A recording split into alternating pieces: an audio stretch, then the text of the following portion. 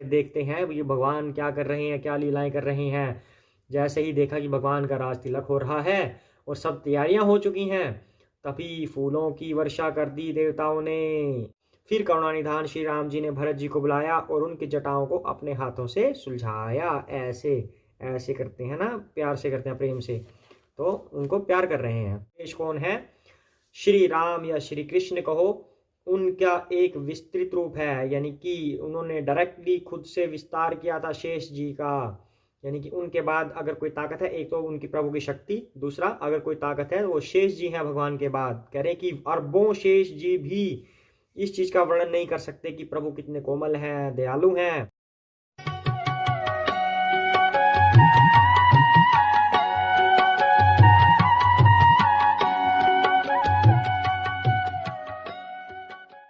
जय सिया राम। आइए पाठ को आगे बढ़ाते हैं। उससे पहले हम श्री राम की वंदना करेंगे। जय सिया राम। भरत शत्रुघ्न लक्ष्मण जी की जय हो, हनुमान जी की जय हो, तुलसीदास वाल्मीकि जी की जय हो, शिव शंकर भोलेनाथ और पार्वती माता की जय हो, सभी देव देवताओं की जय हो। हम सबका आह्वान करते हैं कि हमारे पाठ को सफल बनाएं। जय सिया राम, जय सिया राम, जय सिया राम, जय सिया राम, जय सिया राम, जय सिया राम, जय सिया राम, जय सिया राम, जय सिया राम, जय सिया राम, जय सिया राम, जय सिया राम, जय सिया राम, जय सिया राम, जय सिया राम, जय सिया राम। जय श्री कृष्ण चैतन्य प्रभु नित्यानंद श्री अद्वैत गदाधर शिव सादि गौर भक्त वृंदा। हरे कृष्ण कृष्ण कृष्ण हरे हरे, हरे राम राम राम हरे हरे। श्री रामचंद्र गुपुंग राजवर राजेंद्र राम रघुनायक राघवेश राजाधिराज रामचंद्र दास मध्यवता शरणागतोस्मि। जय सिया राम। तो लास्ट टाइम क्या हुआ था, अब तक कहाँ तक चली है कथा। श्री राम जी अयोध्या में आ गए हैं और अपने महल की तरफ चल पड़े हैं। वहाँ पे गुरु वशिष्ठ जी ने ब्राह्मणों को बुला लिया था उनके राज तिलक के लिए, और ये बात सुनकर ब्राह्मण अति प्रसन्न हुए। अब आगे करते हैं। जय श्री राम।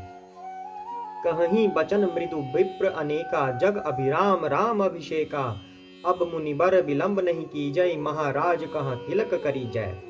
वे सब अनेकों ब्राह्मण कोमल वचन कहने लगे कि श्री राम जी का राज्याभिषेक संपूर्ण जगत को आनंद देने वाला है। यानी कि ब्राह्मण ऐसी बात कर रहे हैं कि श्री राम का अभिषेक करके तो वो बहुत अति प्रसन्न होंगे, क्योंकि ये तो सभी को आनंद देने वाला है। हे मुनि श्रेष्ठ, अब विलंब न कीजिए और महाराज का तिलक शीघ्र कीजिए। यानी कि जिन ब्राह्मणों को वशिष्ठ जी ने बुलाया था, वे ब्राह्मण बहुत उत्सुक हो रहे हैं और कह रहे हैं कि विलंब मत कीजिए, अति शीघ्र ये कार्य कीजिए।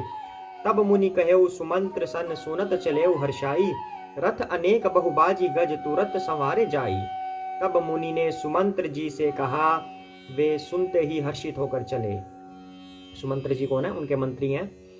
उन्होंने तुरंत ही जाकर, यानी कि इन्होंने, सुमंत्र जी ने जाकर तुरंत ही अनेकों रथ घोड़े और हाथी सजाए।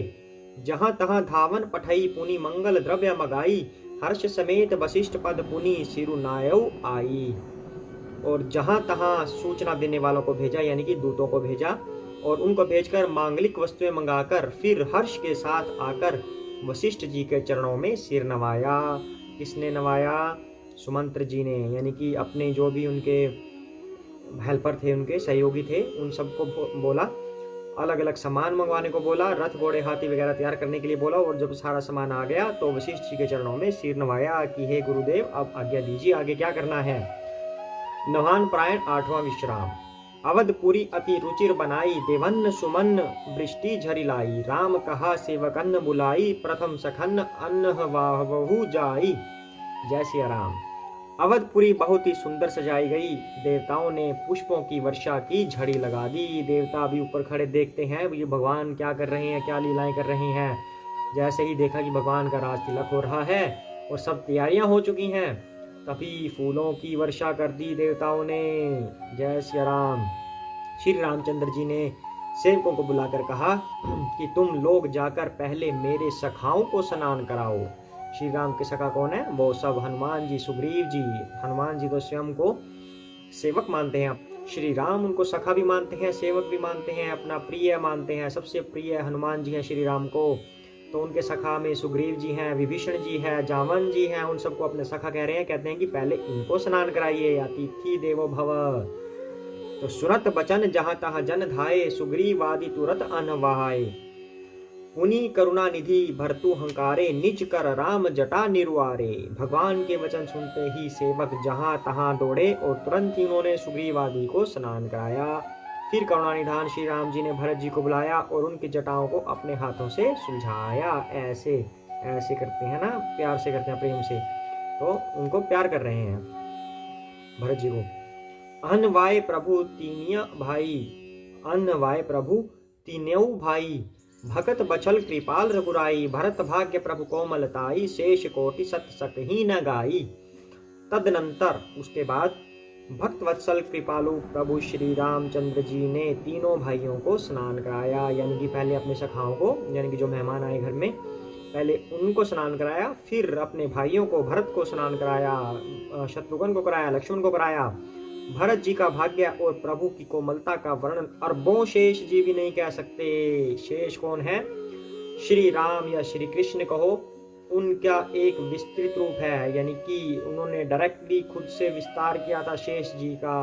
यानी कि उनके बाद अगर कोई ताकत है, एक तो उनकी प्रभु की शक्ति, दूसरा अगर कोई ताकत है वो शेष जी हैं भगवान के बाद। कह रहे कि अरबों शेष जी भी इस चीज का वर्णन नहीं कर सकते कि प्रभु कितने कोमल हैं, दयालु हैं। उन्हीं निज जटा राम बिबराए, गुर अनुशासन मागी नहाए। करी मज्जन प्रभु भूषण साजे, अंग अनंग देखी सतलाजे। फिर श्री राम ने अपनी जटाएं खोली और गुरु जी की आज्ञा मांगकर स्नान किया। मतलब स्वयं उन्होंने सबसे लास्ट में स्नान किया, पहले बाकी सबको कराया। स्नान करके प्रभु ने आभूषण धारण किए। उनके सुशोभित अंगों को देखकर सैकड़ों कामदेव लजा गए। अब यहाँ पे एक बात आती है, प्रभु को अगर श्री राम भगवान है तो उनको स्नान की क्या जरूरत है? वो तो परम पवित्र हैं और यह सच भी है।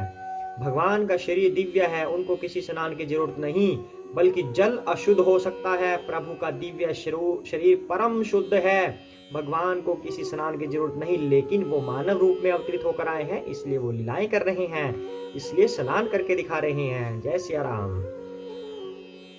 तो फिर जो उनके अंग थे बहुत ही सुशोभित हो गए, सैकड़ों कामदेव लजा गए। सासुन सादर जानकी ही मज्जन तुरत कराई, दिव्य बसन बरभूषण अंग अंग सजे बनाई। इधर सासुओं ने, यानी कि तीनों माताओं ने जानकी जी को आदर के साथ तुरंत ही स्नान करके या करा के उनके अंग अंग में दिव्य वस्त्र और श्रेष्ठ आभूषण भली भांति सजा दिए, यानी कि पहना दिए। इनको आभूषणों से अलंकृत कर दिया सीता माता को। राम बाम दिशि शोभती रमा, रूप गुण खानी, देखी मातु सब हर्षि जन्म सुफल निज जानी। श्री राम के बाईं ओर रूप और गुणों की खान रमा जी शोभित हो रही हैं। सीता माता को यहाँ पे रमा जी कह रहे हैं।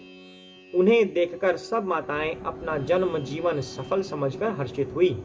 सुनु खगेश ते ही अवसर, ब्रह्मा शिव मुनि वृंद, चढ़ी विमान आए सब सुर देखन सुख कंद। काकभुषुंडी जी कहते हैं, अब काकभुषुंडी कहाँ से आ गए? ये बात कई बार दोहरा चुके हैं। शिव जी ये कथा सर्वप्रथम बोल रहे हैं काकभुषुंडी को, काकभुषुंडी जी ये कथा बोल रहे हैं गरुड़ जी को। इस तरह से ये कथा कई बार कही गई, लेकिन सर्वप्रथम शिव जी ने ही ये कथा बोली थी। तो बीच, लेकिन कथा तो एक ही है, तो कभी किसी का नाम ले देते हैं, कभी किसी का। तो अब काकभुषुंडी जी कह रहे हैं, गरुड़ जी को सुना रहे हैं। क्या कहते हैं वो? हे पक्षीराज गरुड़ जी सुनिए, उस समय ब्रह्मा जी, शिव जी और मुनियों के समूह तथा विमानों पर चढ़कर सब देवता आनंद कंद भगवान के दर्शन करने के लिए आए। प्रभु बिलो की मुनि मन अनुरागा, तुरत दिव्य सिंहासन मागा। रवि सम तेज सोबरनी न जाई, बैठे राम द्विजन्ह सिरुनाई। प्रभु को देखकर मुनि वशिष्ठ जी के मन में प्रेम भर आया। उन्होंने तुरंत ही दिव्य सिंहासन मंगवाया, जिसका तेज सूर्य के समान था। उसका सौंदर्य वर्णन नहीं किया जा सकता। ब्राह्मणों को सिर नवाकर श्री रामचंद्र जी उस पर विराज गए। जनक सुता समेत रघुराई, पेकी प्रहर्षे मुनि समुदाय। वेद मंत्र तब द्विजन्ह उचारे, नव सुर मुनि जय जयति पुकारे। श्री जानकी जी के सहित श्री रघुनाथ जी को देखकर मुनियों का समुदाय अत्यंत ही हर्षित हुआ। तब ब्राह्मणों ने वेद मंत्रों का उच्चारण किया। आकाश में देवता और मुनि जय हो ऐसी पुकार करने लगे। जय सिया राम ऐसे करने लगे पुकार। प्रथम तिलक वशिष्ठ मुनि कीन्हा, पुनि सब विप्रन आयसु दीन्हा। सुत बिलो की हर्षी महतारी, बार बार आरती उतारी। सबसे पहले मुनि वशिष्ठ जी ने तिलक किया, जो कुल गुरु हैं श्री राम के, उन्होंने तिलक किया। फिर उन्होंने सब ब्राह्मणों को तिलक करने की आज्ञा दी, यानी कि उसके बाद ब्राह्मण अब तिलक करेंगे। पुत्र को राज सिंहासन पर देखकर माताएं हर्षित हुई और उन्होंने बार बार आरती उतारी। विप्रन्न दान विविधि विधि दीन्हे, जाचक सकल अजाचक कीन्हे। सिंहासन पर त्रिभुवन साई, देख सुरन दुंदुभी बजाई। जय सिया राम।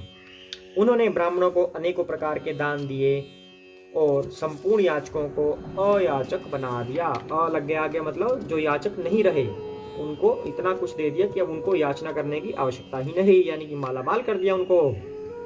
त्रिभुवन के स्वामी श्री रामचंद्र जी को अयोध्या के सिंहासन पर विराजित देखकर देवताओं ने नगाड़े बजाए। जय सिया राम। आज के लिए इतना ही करते हैं। जय सिया राम।